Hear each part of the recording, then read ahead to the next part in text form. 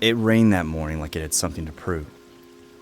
Sharp, urgent needles of water that stabbed the tin roof of the brew shack like a thread. I'd been running the 3 a.m. to 8 a.m. shift at Java Junction for 6 months, long enough to know what kind of eyes watched you when your uniform was designed for tips.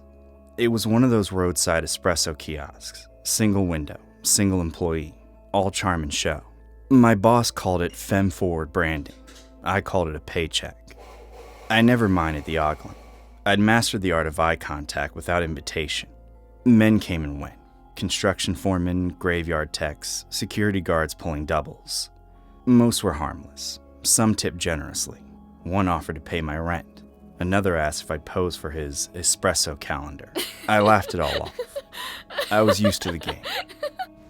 Until that one shift. The shack sat alone off the interstate, tucked beside a 24-hour car wash that never opened before 9. The only light came from a busted halogen pole above the lot and the soft orange LED under the overhang. Beyond that, pure black, rain-slurred asphalt, and the glow of I-90 in the distance. It was isolated, which was exactly what creeped me out that morning. It started at 3:12. I was restocking the milk crates, phone charging behind the sink, music low, Billie Eilish whispering something sad into the speaker. I hadn't flipped the open sign yet. I was still in my hoodie, still invisible. Then came the buzz. Not the door chime, not a knock. A low, continuous hum. It was coming from the drive-thru window. Someone had pulled their car just close enough to trigger the motion sensor floodlight above the stand, but hadn't turned off the engine. I glanced over my shoulder. A black SUV. Could have been anyone. I stepped toward the window, hoodie still up. No makeup yet, teeth unbrushed. Not exactly how we were supposed to greet customers, but I hadn't even brewed the first pot. Before I could slide open the window, the SUV rolled forward, engine revving low and slow like it was growling. Then it just idled. Right there, 10 feet away, no headlights. I stood frozen. You work the graveyard long enough, you learn the difference between early caffeine zombies and something else. This was something else. Eventually, it rolled out of sight. I didn't think much of it. I told myself it was a Lyft driver taking a nap or some hungover kid from the college nearby, but I locked the back door anyway. 3:39 a.m. I changed into uniform, did my usual routine. Mascara, lips, tied my hair into a high pony. The rain let up just a little, enough to hear the gravel shift when someone stepped on it. That's when I noticed it. Footprints, in the mud right outside the back door. Barefoot, human. I turned off the music. Nothing. Just the sound of my own breath. I went to the window again, cracked it open. My finger hovered over the open switch. I told myself if I saw anyone weird again, I'd call the boss, or 911. But the lot was empty, so I flipped the sign on. The first car was Eric, my usual 4 a.m. regular. Mid-30s, divorced, always tipped a 20, and always tried too hard. "Hey, you alright?" he asked, eyeing me as I handed over his Americano. "Just didn't sleep much." He grinned. "I could tire you out the right way."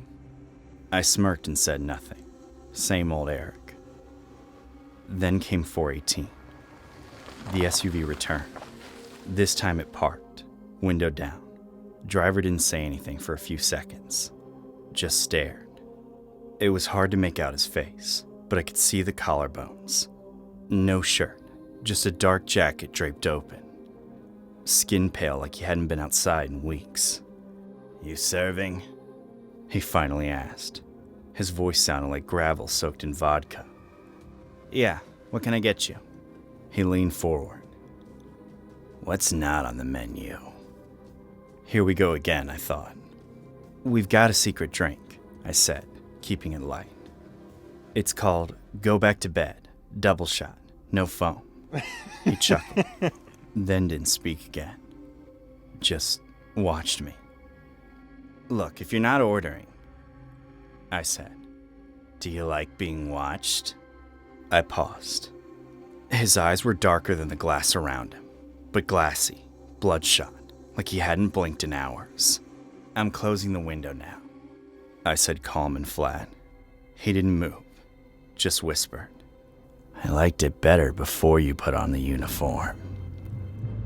Then he drove away.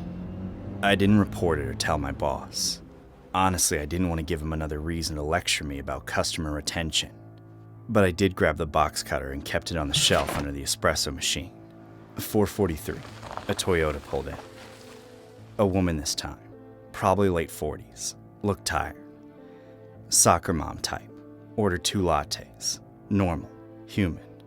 Then came the third return. Same SUV. This time, it didn't approach the window. It parked in the far corner of the lot, lights off, no engine. I pretended not to see it, just kept working, trying to shake off the tight coil forming under my ribs. At 5:05, I took out the trash. I know, dumb move, but it was routine. And I told myself routine was safe. The dumpster sat 20 yards behind the shack. One overhead light flickered nearby. As I tossed the bag in, I heard something moving behind it. I turned. Nothing. Just rain pooling into the cracks of the lot. On my way back, I saw it. A cell phone, propped up against the back wall, recording. It was angled up toward the changing station inside. My stomach bottomed out. I kicked the phone as hard as I could into the bushes and sprinted inside. I locked both doors, killed the lights, and slid down the wall and sat there, holding my knees, shaking. Not crying, just furious.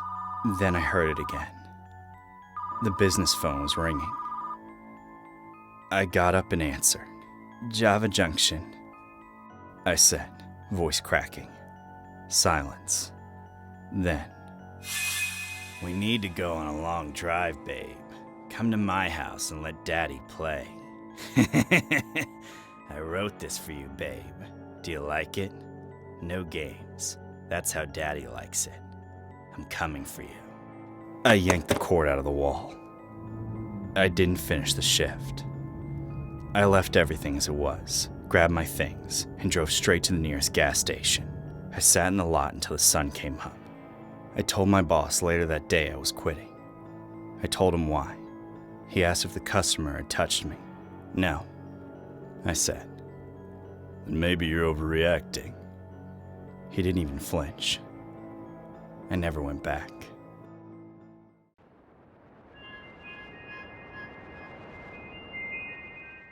My first semester of college began with a roommate who spoke to ghosts. She introduced herself on move-in day as Lisa. She shoved her suitcase onto the shared bed frame and plopped a glass jar filled with dead flowers on her desk.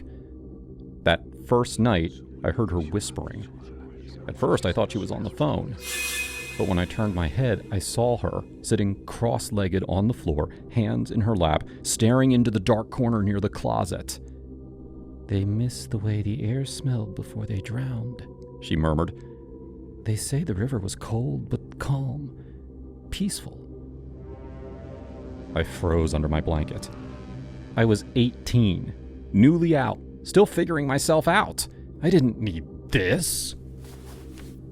The next morning, I asked gently, "Were you talking to someone last night?" Lisa smiled. "Yeah, they don't like silence." She said they were her friends, dead ones. One had hung himself in a barn, another overdosed on painkillers, a third drowned during a lake party in junior year. She said they visited her often, protected her, talked to her.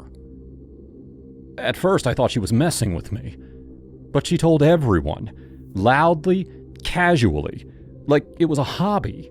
Our RA, our floor mates, everyone heard her tell these stories like they were bedtime tales. She wasn't just strange, she was magnetic. People fell into her orbit and didn't notice when she pulled their teeth out with pliers.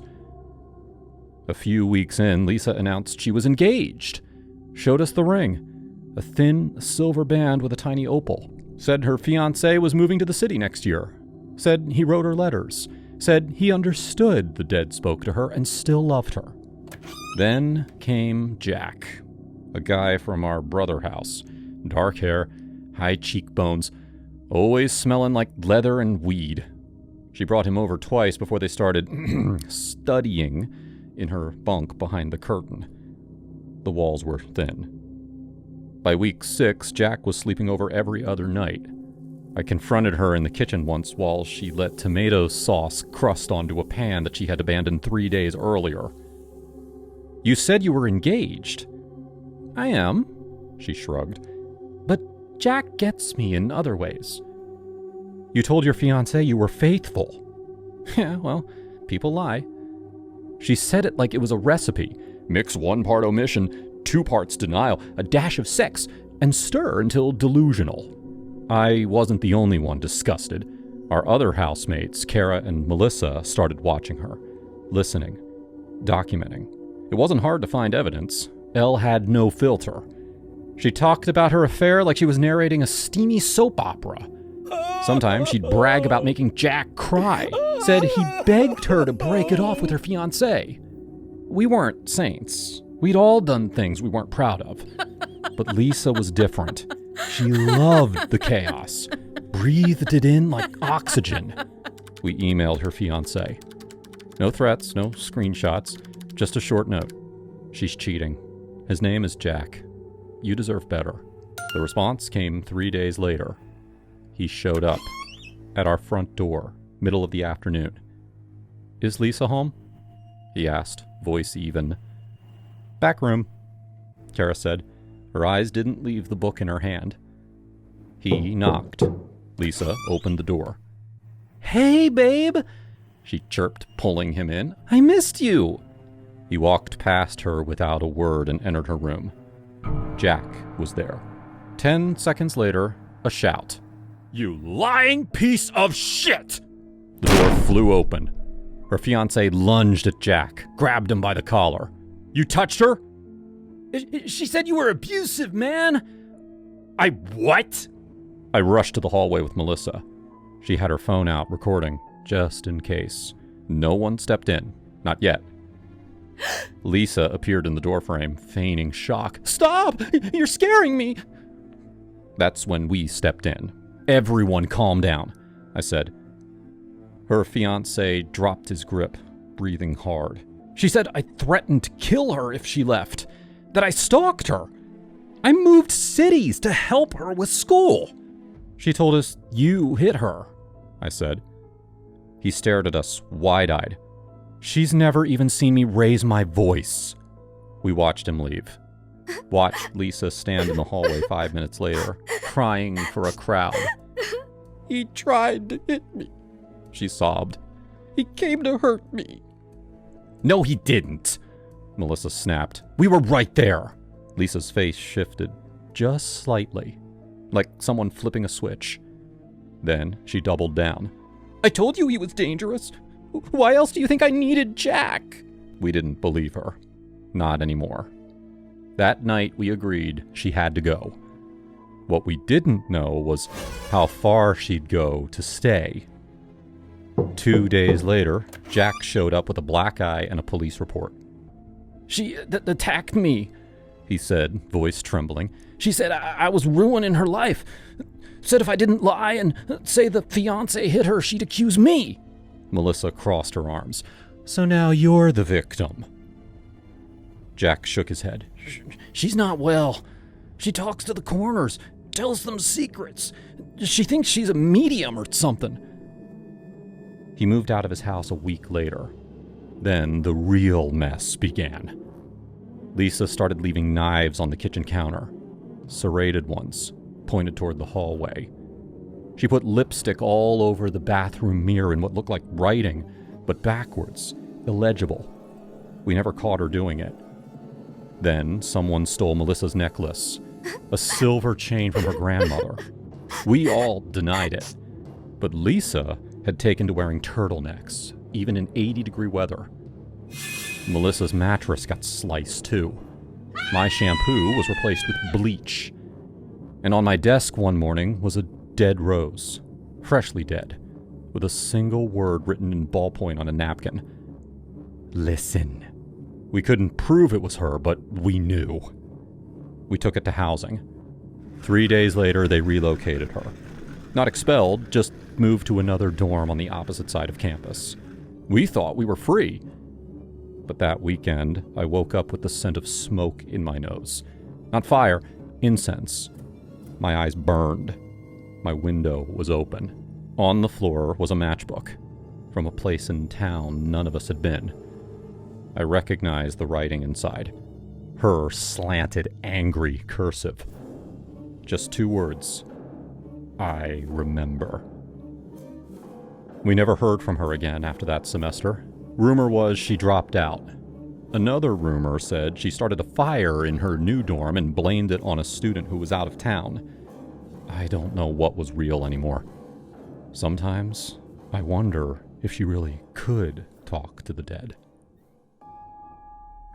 This story is inspired from a real-life incident shared by one of our subscribers. This is what they said.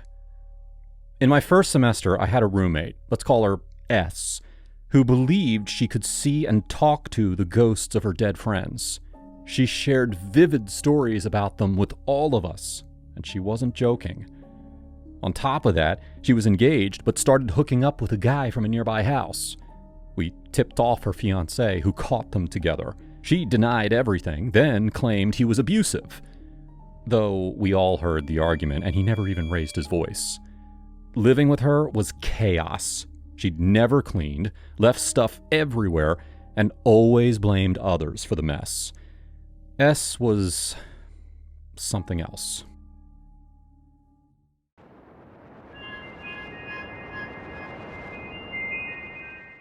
I lived alone in an off-grid house in rural Oregon.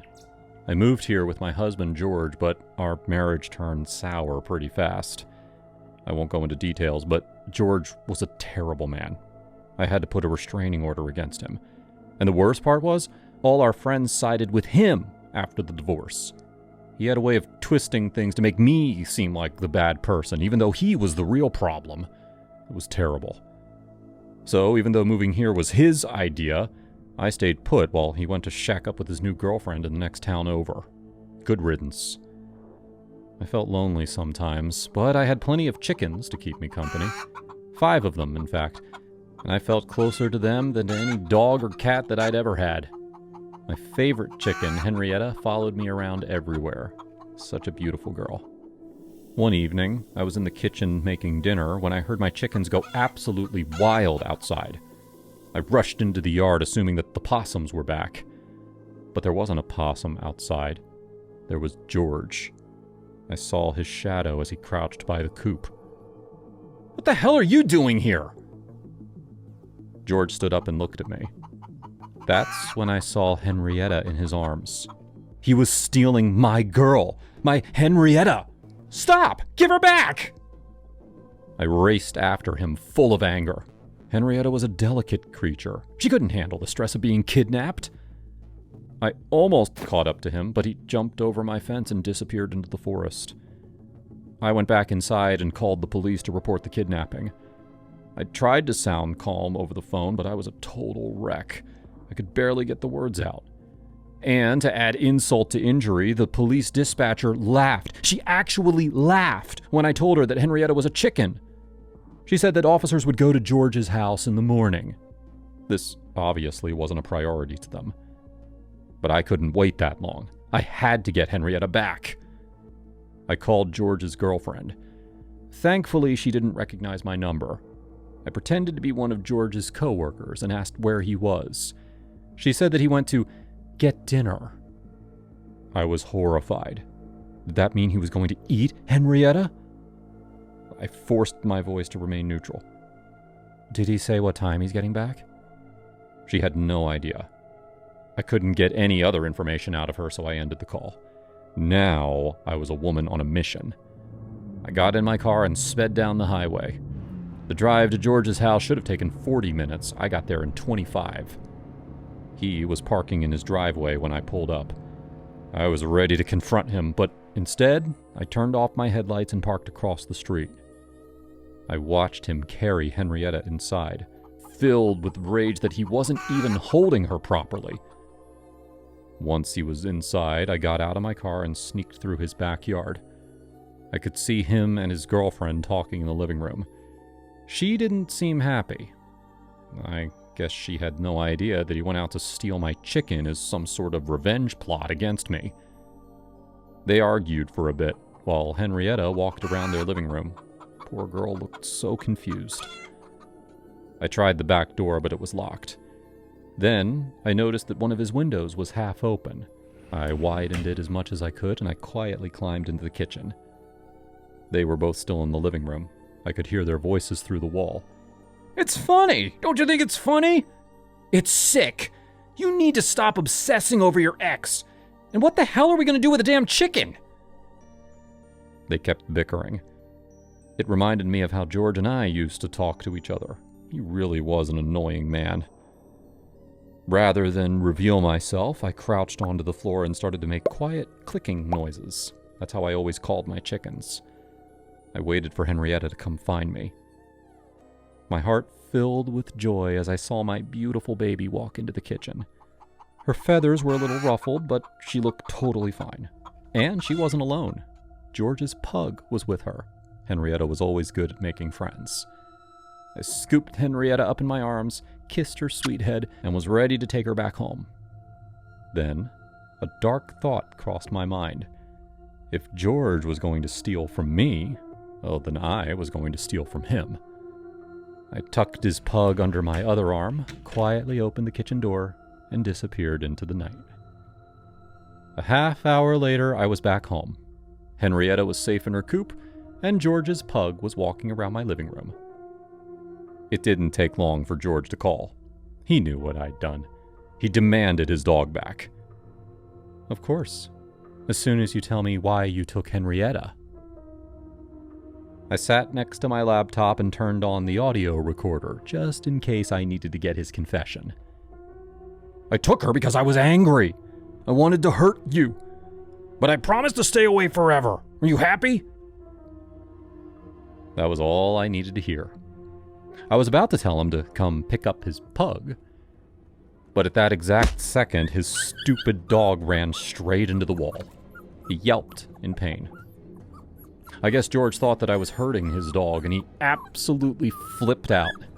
I could hear him crying on the phone. "I'm sorry, Sarah. Please, I was a terrible husband. You deserved better." He kept going, apologizing for everything he'd ever done to me, including things I didn't even remember. He sounded so pitiful.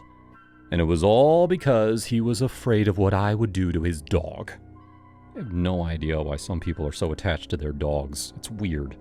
He went on and on, just totally breaking down. When he was finished, I had an extremely embarrassing recording. The next day, I dropped off his pug.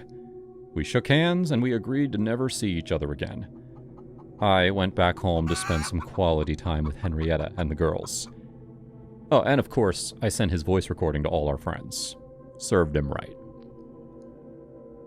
This story is loosely inspired from a real-life incident. A 50-year-old man from Port Orchard, Washington was arrested in late March after allegedly breaking into his ex-girlfriend's home and kidnapping her pet chicken, named Polly, in violation of an active protection order. According to the Kitsap County Sheriff's Office, deputies responded to a 911 call in the early hours of March 29th, reporting that the suspect had kicked down the victim's back door while shouting, "I've got Polly!" before fleeing the scene, clutching the fowl.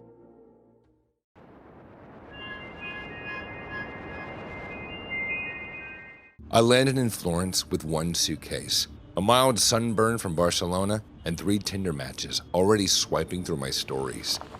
The plan was simple. Cheap room, pasta in the plaza, art I pretended to care about, and maybe a story to tell someone hot over drinks back home in Chicago. The hotel I booked looked good in photos. Moody lighting, exposed brick, faux Renaissance headboards. In real life, it was a glorified hallway. I swear the entire building had the vibe of a Craigslist couch listing. Functional, kinda sketchy, and definitely full of stains. There was no front desk, just a WhatsApp number taped to a wall and some vague instructions. Every room had an electric key and 0 human interaction. I called it Ghost Check-In. Obviously, I managed to lock my keycard in the room. My wallet, my phone charger, and my last protein bar were trapped inside. I WhatsApped the reception, which was probably just some guy vaping in a car. They replied 20 minutes later. Code to the office, 1397. Master key inside drawer. I found the office. I found the drawer. I found staples, an old map of Florence, and a dusty copy of Eat, Pray, Love, but no master key. I tore the place apart like a cracked-out raccoon in a trash can. Nothing. Someone will come. Traffic bad, the WhatsApp dude said. No ETA, no apology. I had a walking food tour booked in an hour. I figured, screw it. I'd go smell some cheese and drink some olive oil shots. Maybe the key situation would resolve itself. By the time I got to the tour, I was cranky, undercaffeinated, and looking like a girl who just emotionally yelled at a bookshelf. Our guide, Marco, was hot and a bit disheveled in that art school dropout kind of way. Hair messy on purpose, voice like melted cannolis. "Hi," I blurted too loud. I had locked myself out of my room. The hotel staff might be a catfish. He grinned. "That's very Florent of them." Mid-tour, while we dipped chunks of bread into spicy olive tapenade, I confessed the full saga. He laughed like it wasn't his problem, which it wasn't, and offered to walk me back after the tour. "Dave might have fixed it," he said, hands in his back pockets, like he didn't care if he had or hadn't. They hadn't. I stood outside my locked door, growing increasingly aware of how absolutely no one else seemed to be staying in this hotel. Marco leaned against the wall. "You could crash at mine," he said. Now listen, I wasn't born yesterday. I was born 2 decades ago to Milwaukee and raised by a single mom who once punched a guy for touching her hair. But also, he was hot. It was dark, and I always wanted to say yes to a stranger in Europe. "All right," I said. His apartment was 5 blocks away, up 3 flights of stairs that creaked like they were narrating my bad choices. It was cozy, books stacked sideways, vintage records, incense that smelled like regret. We hooked up, obviously. It was the kind of night you have when you're not sure if you'll see the person again and really don't care either way. I fell asleep on a futon with a hole in the cushion. The next morning, he was already dressed, a scarf slung around his neck like a budget art critic. He muttered something about tours and time and stress. "I have 3 groups today," he said, kissing my forehead. I took that as text me later, which I did, twice, and no reply. Now here's where I probably should have let it go. Should have gotten a cannoli, visit Duomo, and then cry in a bathroom stall like a reasonable adult. Instead, I went to his apartment. I figured it would be romantic, a chaotic American girl surprising her Tuscan fling. Maybe we'd hook up again. Maybe he'd give me a free gelato. What I found instead was a blonde woman in a silk shirt passed out on his couch. "Marco?" I called out. He walked out of the bathroom in just a towel. When he saw me, his face froze like someone had pressed pause. His mouth opened, but no sound came out. "Guess you found your master key," I said, flipping him off. I left without waiting for an answer. I bought pizza and cried for 20 seconds, and then I decided that I would stalk his next tour. It wasn't hard. His voice carried across the piazza like a TED Talk. He was talking to a group of tourists about Michelangelo's David, probably inventing half the facts. I walked right up, right in front of the group of Midwestern women who were already in love with him. He saw me, and I saw him see me. Then I punched him. Just once, just hard enough that he stumbled back. "My ex is a boxer," I announced, even though he wasn't. And I lied about locking myself out. I just wanted to see if the sex would be worth it. It wasn't. Gasps, laughter, and one guy clapped. I walked away like I was on fire. 2 days later, I checked into a real hotel with real staff, and I didn't touch the minibar at a principal. I slept like a Roman goddess. That would have been the end of it, except a week later, someone DM'd me on Instagram. It had a screenshot of a TripAdvisor review. "Marco was charming, but don't fall for it. My friend got scammed the exact same way. She stayed in one of the hallway hostels he manages, He picks a girl, plays hero, then rescues her to his apartment. I stared at the screen. He worked at the hotel. He locked me out on purpose. The whole office key bullshit was theater. The WhatsApp replies? Probably him in the next room. And I fell for it. I wish I could say I was shocked or heartbroken or even embarrassed. But honestly, I'm impressed. It was a thought-out con with great lightning. My friend back in Chicago said I should report him, but I didn't. I wrote this story instead. Because sometimes heartbreak isn't the villain. Sometimes it's just the foreplay. And Florence wasn't real. It was just the set. The story was inspired from a real-life travel story shared by one of my really pretty Broccoli fam subscribers. She told me the following. The place I was staying at in Florence was more of a corridor lined with rooms than a proper hotel. Each room had a key card entry, but there was no staff on site, just a number to call for help. Naturally, I managed to lock myself out. I messaged the contact and sent me a code to access the admin room where a universal key was supposedly kept. I searched that office like a detective in a crime show, every drawer and shelf, and nothing. They said someone would come by, but traffic was bad and it would take time. I had a tour booked, so I figured I would go and do that while it updated, but the message never came. I told my tour guide what was going on, and since I was the last person on the tour, he offered to walk me back. Seeing my situation, he invited me to crash at his place for the night, and while one thing led to another, it was impulsive, I guess.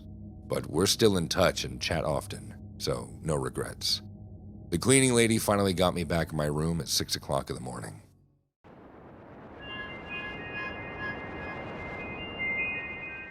Last year, I started college in a small town in Massachusetts where my mom had grown up. My Aunt Lucy still lives in the town, and I asked her if I could stay at her house for the first semester. Unsurprisingly, she said no. She'd always been a really cold person. My mom always said that Lucy was jealous of her, but I didn't really believe that. I always thought that she was just mean. When the semester started, I ended up taking out an extra loan and paying for the cheapest dorm on campus. It was awful. My roommate Taryn was a real party girl. She would wake me up at all hours of the night and I could barely sleep. After 3 weeks of putting up with Taryn, I had finally had enough. I needed somewhere where I could sleep throughout the night. So I showed up at Aunt Lucy's house and asked if I could stay there until the morning. She could tell that I was desperate, so she reluctantly agreed. It was nice to be in the old family home. This was where my mom grew up, and I'd never been there before. My mom had died in a car accident about a year before, so I felt like I was somehow reconnecting with her. Aunt Lucy gave me a tour of the place and set me up in the upstairs guest room. She told me that I could go anywhere in the house, but I had to stay out of the attic. She said it was dangerous up there. I agreed. It didn't seem like a big deal. But in the middle of the night, I woke up to sounds coming through the ceiling. Footsteps. Someone was walking around in the attic. Before my mom had died, she used to sleepwalk. I thought that maybe Aunt Lucy was doing the same thing, which would have been pretty bad if the attic was as dangerous as she had said. So I got out of bed and walked to the pull-down door on the hallway ceiling. I yanked on the rope and a little trap door opened up. A wooden ladder unfolded to the floor. I climbed up the ladder and stuck my head into the attic. It was very dark up there. I looked around, but I couldn't see anything. I couldn't hear anything either. Then, I heard chains rattling and footsteps rushing toward me. A woman ran out of the darkness, her hair covering her face. I was so startled, I fell backwards off the ladder and onto the floor. The fall knocked the wind out of me. When I looked up, a woman was peering down at me. I could see that her wrists were chained up so she couldn't climb down the ladder. "Who are you?" I asked. The woman pulled the hair out of her face, and I gasped. It was my own mother. How could she be here now? She was dead. Someone grabbed my shoulder and pulled me to my feet. It was Aunt Lucy. "I told you not to look in the attic," she screamed. "My mother's alive?" I asked. "She's chained up in here?" Aunt Lucy shook her head sadly. "That's not your mother," she mumbled. It sure looked like her. The woman babbled unintelligibly, closing and opening her mouth like a fish. She was trying to talk to me, but I could see that her tongue was gone. I could tell by her desperate expression that she wasn't a threat. She was begging for my help. I pushed Aunt Lucy and started back up the ladder. I raised my arm toward the woman, ready to untie her wrists and find out what had happened to her. I was halfway up the ladder when Lucy grabbed me by the waist and pulled me back down. "That's not your mother," she said again. "Then who is it?" "It's your mother's identical twin, our other sister. Our family has kept her hidden all her life, ever since she killed our father. My mom always told me Grandpa died of cancer, but I guess not." "That's her twin?" I asked. "Yes," said my aunt. "And did Mom know about this?" "Of course she did," Lucy said. "Your mother has always been racked with guilt over what happened. That's why she drove off the road. She couldn't handle the guilt. I couldn't imagine doing this to my own family member. It was unhuman. I demanded that Aunt Lucy let this woman go. "I can't," Lucy said. "She's a murderer. She'll be taken to jail." "It's better than being locked up in an attic," I said. "She's filthy and starving."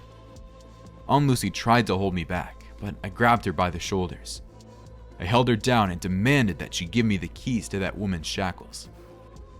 Without any other choice, Aunt Lucy pulled off her necklace, revealing that she was wearing the keys on her neck. I ripped off the keys and then scrambled up the ladder. Mom's twin babbled something, but I couldn't understand her.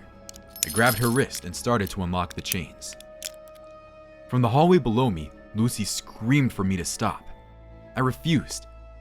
I untied my poor aunt, and she wrapped me in a big hug. Even though she was much sicker and thinner than my own mother, it still felt like I was hugging my mom. It felt nice. "She's going to kill you too," Lucy screamed. The woman tried to tell me something else, but I still couldn't understand the noises that were coming out of her mouth. So she gave up and shoved her palm into my face. It took me a while to realize what this woman was doing. She was showing me a scar just below her thumb, the same scar that my mother had. That's when I realized that Aunt Lucy had been lying to me. This wasn't my mother's twin. This was my mother. Aunt Lucy had faked my mom's death and kept her here all this time. She chained her to the wall and cut out her tongue. But why? I looked down to see Aunt Lucy slowly raise the ladder. "You should have listened to me," she said. Then she closed the door, trapping both me and my mother in the dark attic. I was now alone with my mom. There was no escape and no way to call for help. The attic had a tiny window overlooking the yard, but the house was too secluded for anyone to be close enough to see us. In the dim light, Mom used charades to explain what happened. It was just as I thought. Lucy caused the car accident. She took my mom back here and has kept her trapped here for over a year. My aunt was an absolute psycho. I felt so sad and hopeless. Would my aunt cut out my tongue too? Would she kill us both?